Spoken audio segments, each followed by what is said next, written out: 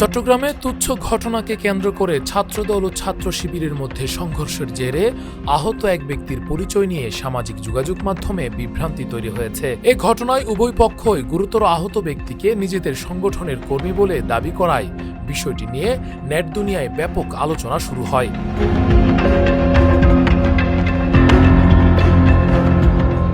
মঙ্গলবার সংঘর্ষে কয়েকজন আহত হন। তাদের মধ্যে একজনের পায়ের গোড়ালিতে ধারালো দেশীয় অস্ত্র দিয়ে গুরুতর আঘাত করা হয়। আহত এই ব্যক্তির পরিচয় নিয়েই মূলত বিতর্কের সূত্রপাত। বাংলাদেশ ইসলামী ছাত্র শিবির বারামুল সারিবদ্ধ ওয়ার্ডের সভাপতি। আজকের পূর্ব ঘোষিত কর্মসূচি অনুযায়ী সিটি কলেজ বিক্ষোভ মিছিল, সিটি কলেজে আমাদের ভাইদের উপর অতিরিক্ত হামলার জন্য যে বিক্ষোভ মিছিল অনুষ্ঠিত হয় সেখানে আমরা অংশগ্রহণ করি। এক পর্যায়ে মিছিলের তারা অতিরিক্ত হামলা চালায়।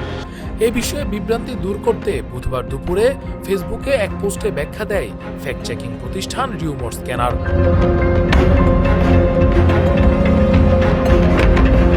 প্রতিষ্ঠানটি জানায়, গুরুতর আহত ব্যক্তি ছাত্র দলের নন, বরং ছাত্র শিবিরের কর্মী। রিউমার স্ক্যানারের তথ্য অনুযায়ী সংঘর্ষের পর সামাজিক মাধ্যমে ছড়িয়ে পড়া বিভিন্ন পোস্টে গোড়ালিতে গুরুতর আহত ব্যক্তিকে প্রায় বিচ্ছিন্ন অবস্থায় দেখিয়ে তাকে দুই পক্ষই নিজেদের কর্মী হিসেবে দাবি করে। একই সঙ্গে তাকে জুলাইয়ের গণঅভ্যুত্থানে শহীদ ওয়াসিম আকরামের পাশে আন্দোলনে থাকা ব্যক্তি বলেও প্রচার করা হয়। তবে অনুসন্ধানে দেখা গেছে এই দাবিগুলো সঠিক নয়।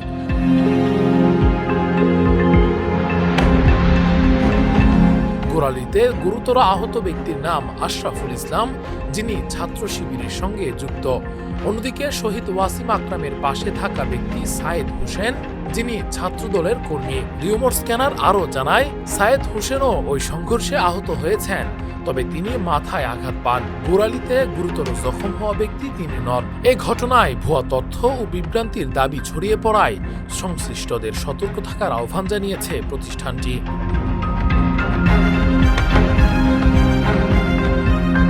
Rakibul Islam Rais, face the people, desk report.